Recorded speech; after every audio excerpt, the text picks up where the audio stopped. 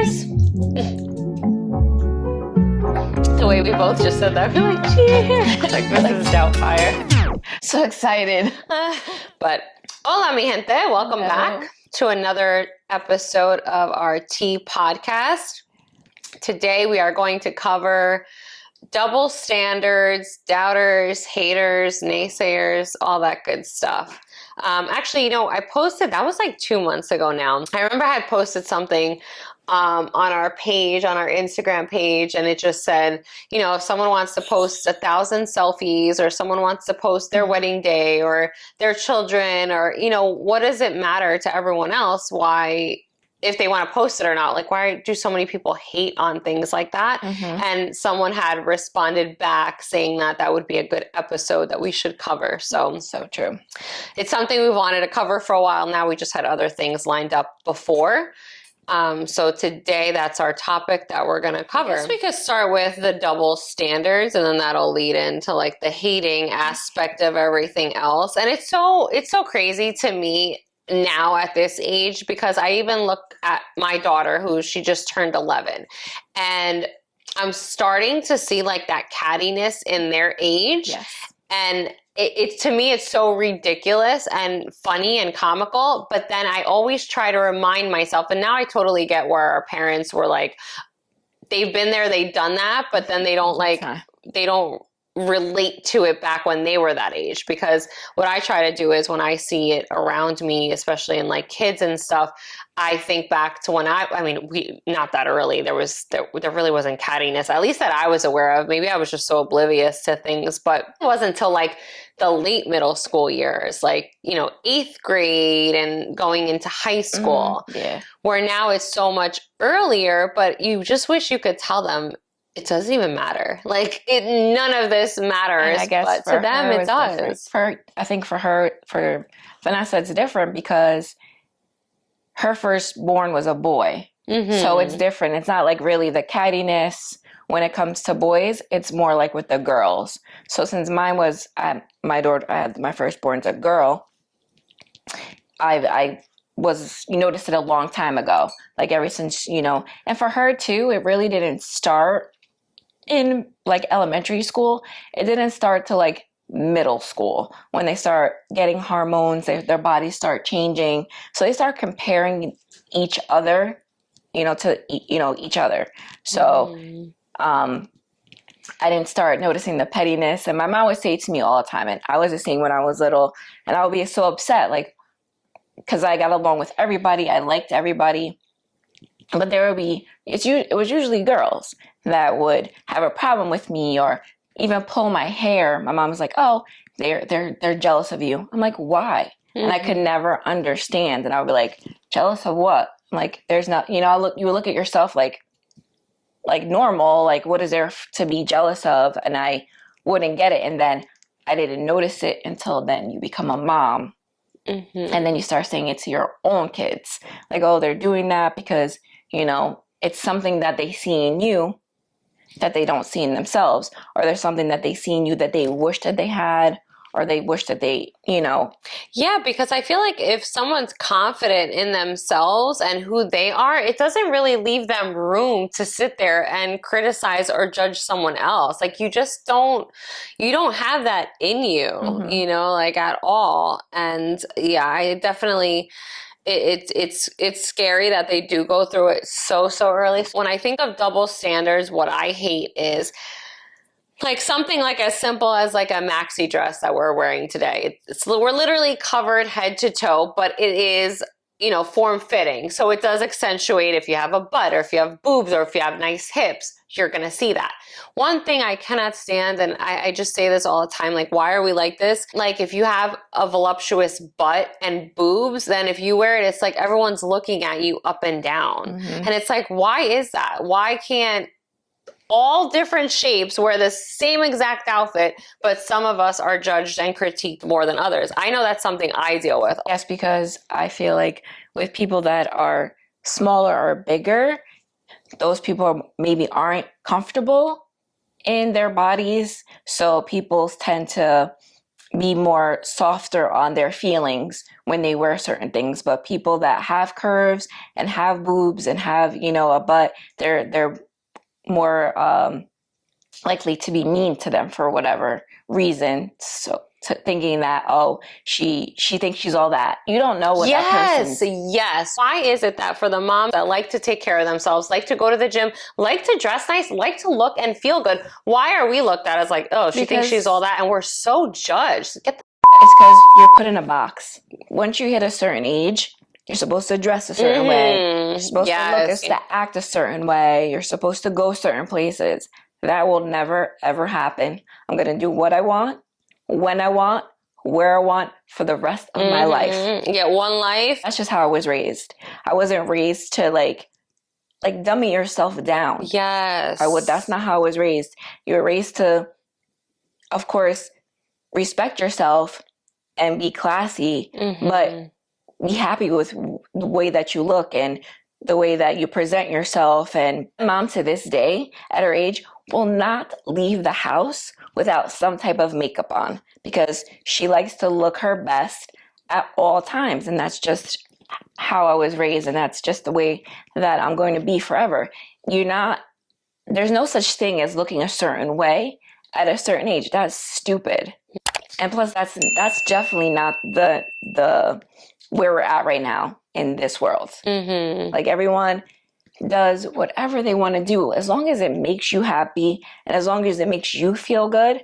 Who cares? Yeah. And you know what's funny? It's like the moms that are sitting there taking care of themselves or making themselves look and feel good, they're never sitting there judging the frumpy moms. That's what you want to do. If that's the way you want to live your life, then live your life. But don't then turn around and be judgmental on the people that do keep themselves at a certain look and carry themselves a certain way. And you said it perfectly, I think, too, with the dumbing you down. Like, that's what I feel like they expect that from, like, other moms. It just sucks when it's, like, groups and cliquey and you see, like, you know, they all kind of sit there and judge and talk. It's so frustrating. But and then when does that stop?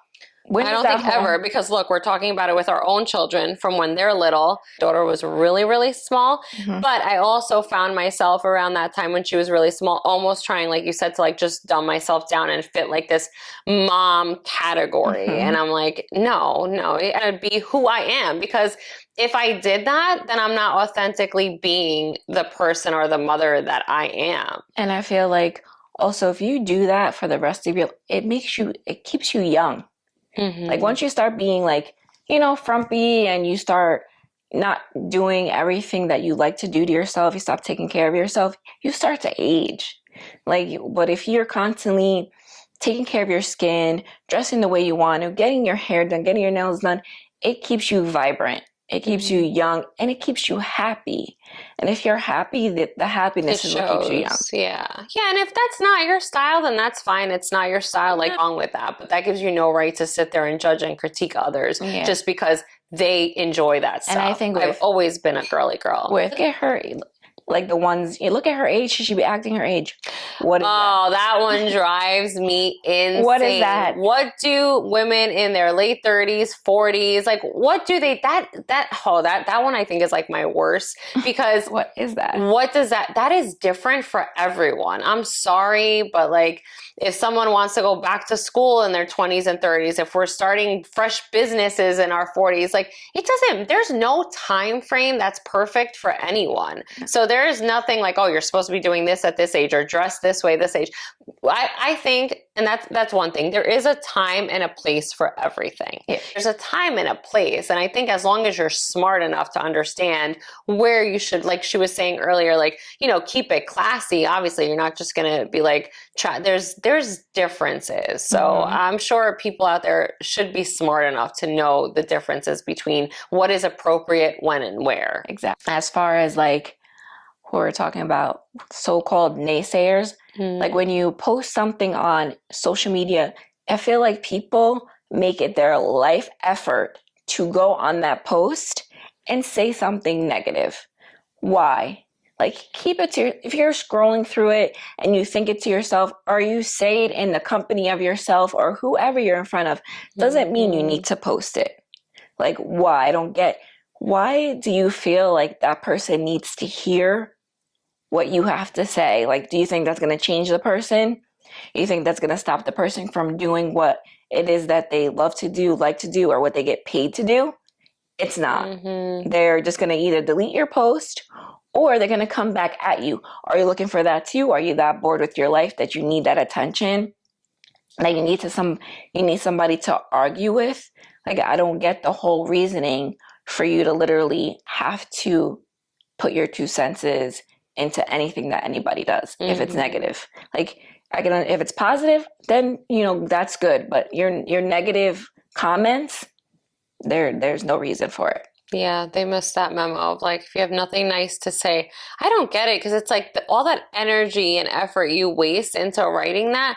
But I guess for those people, it is like those insecure people that they don't have anything better to do. So to them, they obviously didn't get attention, whether it was as a child or now in their life. There's something missing. There's something missing to where they're like, those kids where they do anything for attention. Mm-hmm. So whether it's good, whether it's bad, they're going to do it because they need that attention.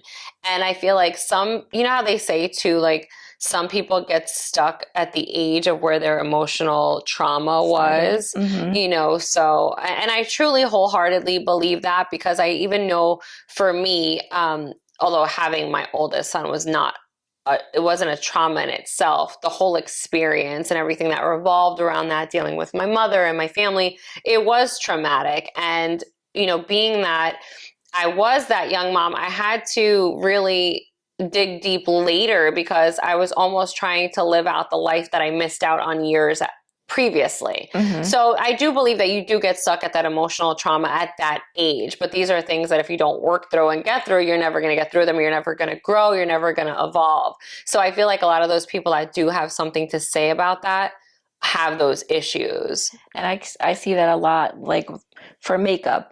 Like, there'll be girls on there doing, makeup and, it comes out so great. And then you'll see comments like, oh my goodness, why does she have to wear so much makeup? I think less makeup is better.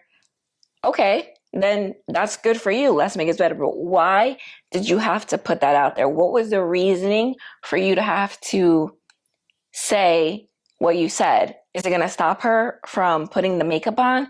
No, it's not. Making someone feel bad. Yeah, it doesn't make sense. Or that has nothing to do with the person that's doing the makeup. That has something, once again, like she said, something that has to do with you. It comes from somewhere. Maybe you need to figure out where it is that it came from, that you feel like you need to always have to say something about somebody. Yeah. Yeah. It's so crazy to me that people can write such hateful thing. Like some of the things, it's true. If you see, I didn't even realize on makeup they say like stuff like that, because on makeup I wouldn't think, but then again I could see where they'll probably be like judgmental or, oh, she blended this too much, oh my God. It's filtered. That's not really how her skin looks. Mind your business. I don't understand that. What's the point of posting such negativity out there? And then like the doubters, that's why I say, although I know I'm sure it's easier said than done. Like we look at things and we see like all these negative comments on other people's things. And we're like, oh, who cares? Just ignore it. Like I wouldn't even look at it, But I remember we had our one interview with Jose Baez, who I guess was like, well-known celebrity attorney. So he's pretty well known. And on our YouTube video, we had gotten a comment of like the girl had wrote something along the lines of like, no wonder he did this. He felt sorry, like something sorry for us. Yeah, like because we had like a low following or something on YouTube. Yeah. We had just started our YouTube channel, but it was so funny to me because I couldn't even understand if she meant it as like in a bad light or like a good light.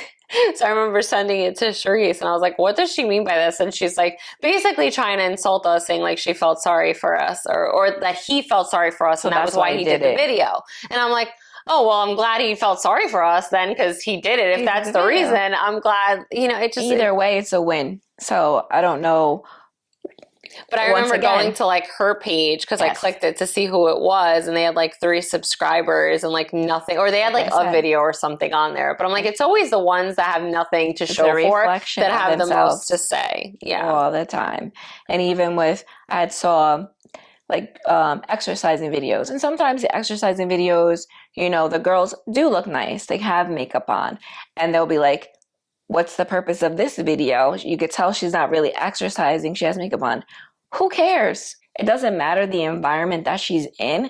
It's what she felt like she wanted to put on her page. So what does that have to do with anything with you and how you feel? Once again, do you feel like, you need to get into the gym more? And that's why you're so upset that she's doing this in the Probably. gym, that you had to have something to say. Like I said, you need to, look in the mirror and Do some self-reflection. 100%. And that definitely goes back to the thing that I posted where it's like, so what if they want to wear makeup while they're working out? And it's so crazy because even like a day like today, I did my makeup and stuff. I knew we were recording, we had some stuff to do. I'm going to the gym tonight.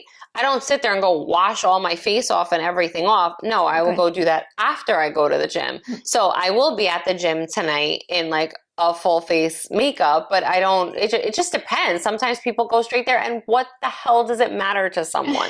And that's where we go again, back to putting things in certain places. Like, you're supposed to go to the gym and you're not supposed to have makeup on. You're supposed to be this age and not dressed this way. There is no Just rule let to people anything. live. Like, there's no rule to anything that you do in life. Like, you're dressing a certain way at a certain age, acting a certain way at a certain age. You're your own person, so you do what it is that you want to do. Exactly. Just let people live if they want to. I mean, I think at times I think the negativity online has gotten better, and like the trolls and all that. But then again, then I see stories and things that other people post, and clearly it hasn't. People can be cruel, and it's bad enough that they're cruel in person, but when they have access to like social media to where it's almost like you're incognito, they think, which Yes. trust me, that shit can get you into trouble because it can all be traced back. So be careful with what you do. Try to get away with. They think they can get away with it. Yeah. So it's like, no, I'm not. And it's so crazy when also the negative is directed at children. Oh, yeah. I'm like, are you serious? Like, what is the matter with you? Are you missing something in your brain when you have a negative comment to come back as a child? And those are the ones that leave kids usually out of it. hide their identity.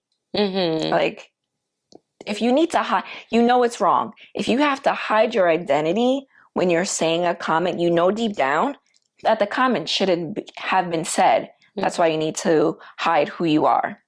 And you know what? That's the thing too with social media. Like, we just put everything out there for everyone to see, which is why like on my public pages, I try not to post my kids. I mean, my daughter's on there once because, we did that video together, but I try to keep it as private as possible just because you never know. It's Who's scary. Looking at what you're doing. And the one thing too, whether it's comments, things that you're saying or whatever, everything you're putting out there is staying. Even though you're deleting something thinking it's gone, trust me, that shit all stays there. So be careful what you put out there and what you have to say to people, because it's never gone forever. You never know what might come back to you. Karma is a bitch. Yeah. So let's be kinder. Let's try to leave more positive comments out there and just nicer things to say all around. And, be mindful too, because even though you might see like a mom or a dad or someone that like has it all together and looks great, sometimes there are those feelings of something else, or people around them that give them those insecure feelings as well. So, just be kind, and don't forget, I don't know who the hell raised these people, but like, didn't your parents teach you to be kind? If you have nothing nice to say, you don't keep say it to yourself, keep it in your, if you got to say it out loud in your fucking car or something, but you don't have to go sitting there wasting the energy of typing that shit out there. Or confide in someone that you can confide in without having it to be spilt out in public. Because maybe then they'll talk to you about where the feelings is coming from, or, have that conversation with you that you need to make yourself feel better. I was going to say, and that'll probably help someone feel better, because obviously those are things that, you're dealing with internally, and talking to someone, it'll help you figure out, okay, why do I feel like this? And you're like, oh shit, this is what's going on, and you're gonna feel so much better. Or even not talking judging. to somebody about it, for them to let you know, to tell you not to say that. Like, that's not a good idea. I feel like you shouldn't say that. Don't write that. Don't do that. You need to have someone like that you need to have in your corner to talk to. That's why when I'm drinking or something, I made those mistakes when I was like in my 20s. I remember being on Facebook, girl. Sometimes I cringe at like some of the posts and shit that I'd post back then. I'm like, oh my God, let's delete that. Yep. Yeah, if you're like drinking and shit, having a good old time, scroll, never comment or write. Wait till that sober mind comes back, because write it down on a piece of paper and look at it the next morning. Yeah, I'm like, oh shit, I was gonna. Thank goodness I didn't put that out there. You don't want to do that or be that person. Oh my gosh. All right, mi gente, take care. Until next episode. Cheers. Love, light, peace, V, and C.